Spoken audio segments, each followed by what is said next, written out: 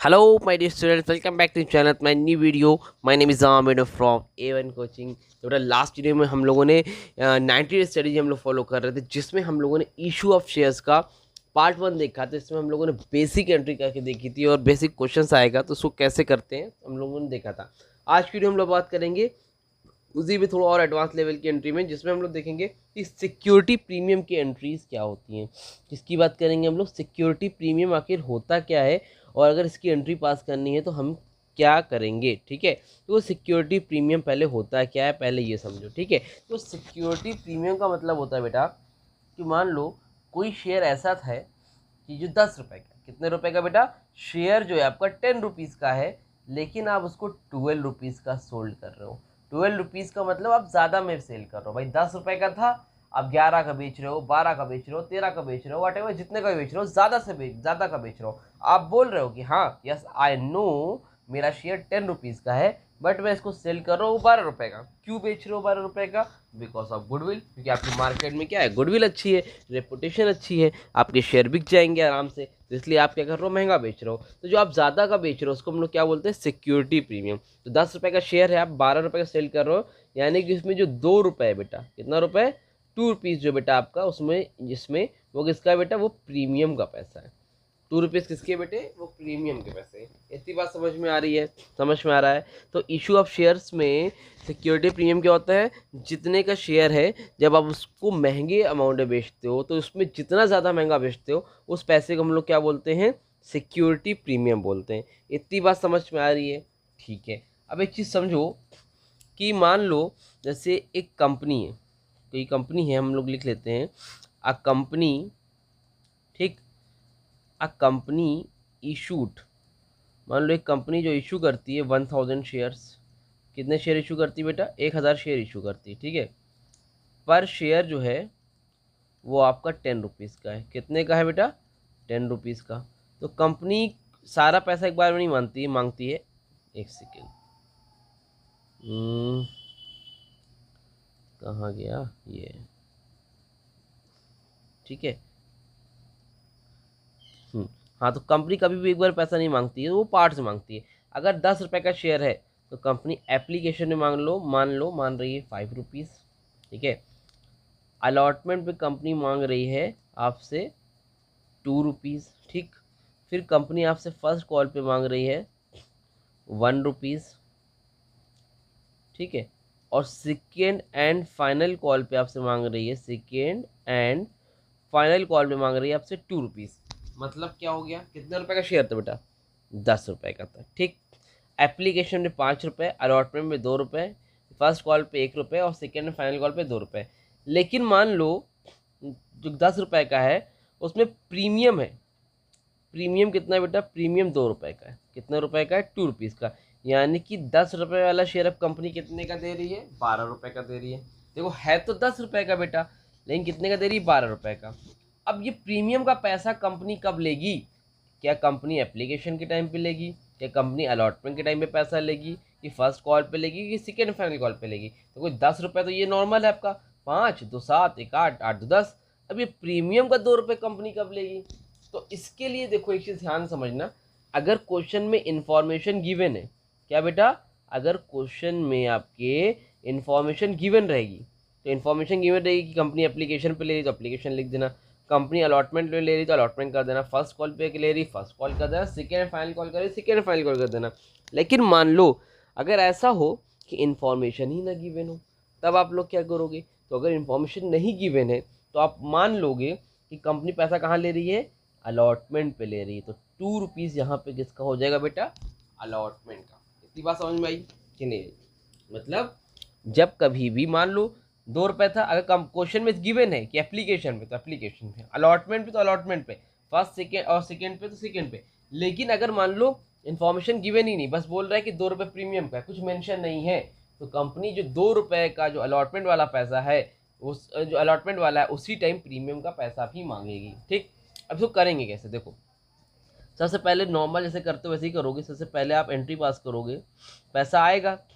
Question मान लो लिखा है ऑल शेयर्स फुली सब्सक्राइब, यहीं पे मैं मेंशन कर दे रहा हूँ, ऑल शेयर्स फुली सब्सक्राइब। इसका मतलब समझते हो इसका मतलब ये होता है बेटा कि सारे के सारे शेयर क्या हैं, बिक गए हैं।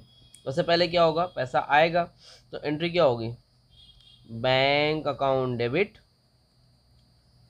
To share application account.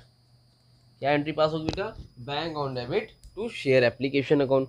कितने शेयर है बेटा इसमें, देखो 1000 शेयर, और कंपनी एप्लीकेशन में कितने रुपए ले रही है, 5 रुपये। तो हम लोग क्या करेंगे, 1000 का मल्टीप्लाई करेंगे बेटा कितने से, 5 रुपीज़ से। तो कितना आएगा, 5000, 5000 राइट। अब आप क्या करोगे, इसको ट्रांसफर करोगे शेयर कैपिटल में। तो एंट्री होगी share application account debit to share capital account. कितना बेटा, 5000, 5000। ठीक है, कोई दिक्कत परेशानी यहाँ तक नहीं है। अब आप लोग क्या करोगे, अलॉटमेंट का पैसा मांगोगे और यहीं पर आपका आएगा प्रीमियम।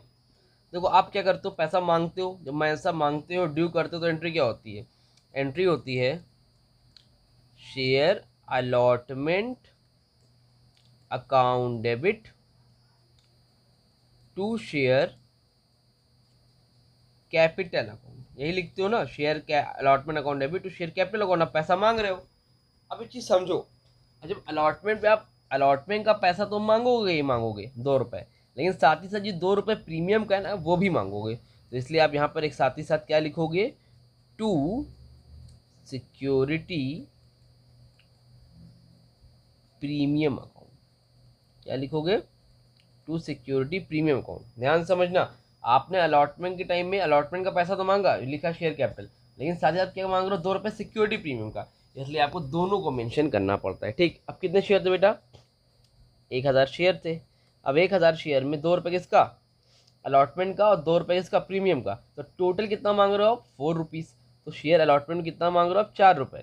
ठीक है, अब यहाँ पे मेंशन करो 1000 का, 2 रुपये अलॉटमेंट का, और 1000 के हिसाब से 2 रुपये प्रीमियम का। तो टोटल कितना आएगा, 4000 रुपीज़, जिसमें 2000 किसका है आपका शेयर कैपिटल यानी कि अलॉटमेंट, और 2000 किसका है सिक्योरिटी प्रीमियम का। ये आपने बेटा मांगा है, समझ में आ रही बात। Share allotment account debit to share capital account to security premium account, ये आपने मांगा है, आपको ध्यान से समझना।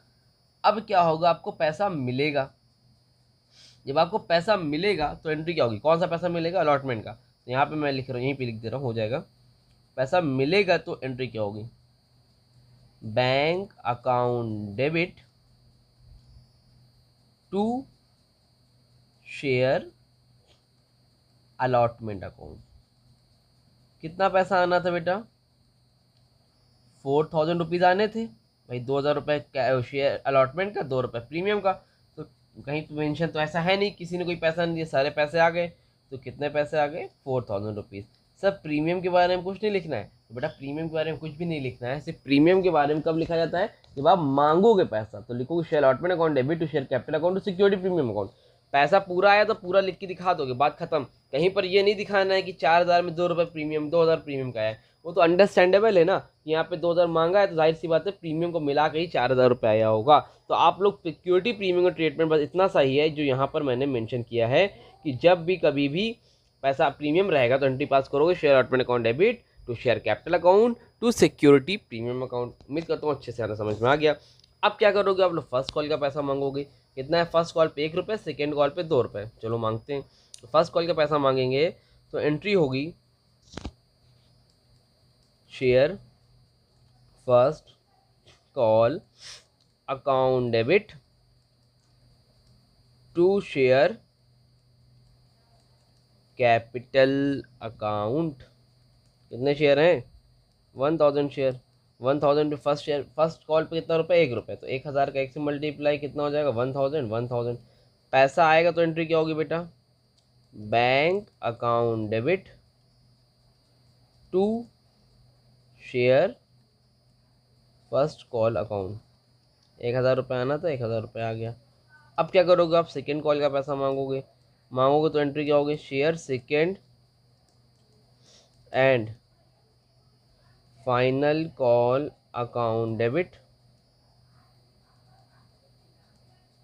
टू शेयर कैपिटल अकाउंट, ये आपने पैसा मांगा, अब पैसा मिलेगा तो एंट्री क्या होगी, बैंक कितना मांगा, फाइनल कॉल पे कितना है, 1000 के हिसाब से 2 रुपये फाइनल पे, तो 1000 का 2 से मल्टीप्लाई बेटा 2000 रुपीज़, पैसा आएगा तो एंट्री क्या होगी, bank account debit to share second and final call account